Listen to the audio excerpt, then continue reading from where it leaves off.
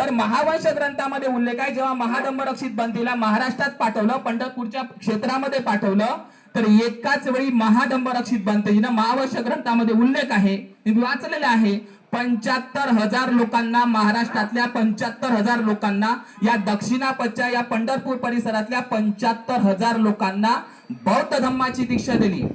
आणि अजून पुढे असा उल्लेख आहे त्या महावंश ग्रंथामध्ये की 14,000 लोकांना भिक्खू सुद्धा बनवलं महाधम्मरक्षित बंतीजीने, आणि त्या सगळ्या 14,000 भिक्खूंनी पूर्ण महाराष्ट्रामध्ये प्रचार केला, आणि 14,000 भिक्खू संघ आणि महाधम्मरक्षित बंतेजी हे पंढरपूरच्या विहारात राहायचे। पंढरपूर नगराचीच निर्मिती सम्राट अशोकाने केलेली आहे।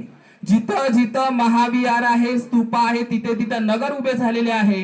इतिहास खूप आहे की या भीमा नदीच्या काठावर 2च महाविहार आहे।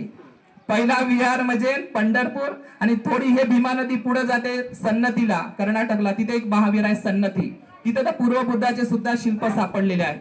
तर ही भीमा नदी पूर्वीपासूनच प्राचीन बौद्ध बोलते तुकाराम महाराज म्हणतात, जेव्हा नव्हते चराचर तेव्हा वसविले पंढरपूर। तुकोबारायची गाथा आहे, जाऊगे माये पंढरपुराशी, आखाडी कार्तिकी एकादशी, म्हणजे आखाडी पौर्णिमेला जायचं, बंतेजींना घेऊन यायचं, आणि पुन्हा प्रवारणा कठीणदान चिवरदान संगदान करून कार्तिकीला पुन्हा नेऊन द्यायचं। तुकोबारायची गाथाच आहे, जाऊगे माये पंढरपुराशी, आखाडी कार्तिकी एकादशी। तर ही प्रथा बौद्धांची परंपरा आहे। आमचे वारकरी बांधव तुकोबारायाची, शिवाजी महाराजांची, मौर्य राजांची पगडी घालायची पांढरे, आता गांधीजीची आणि अण्णाची कधी टोपी आली आम्हाला माहीतच नाही, पण हे वारकरी मात्र बौद्धांच्या उपासकांचं प्रतीक आहे।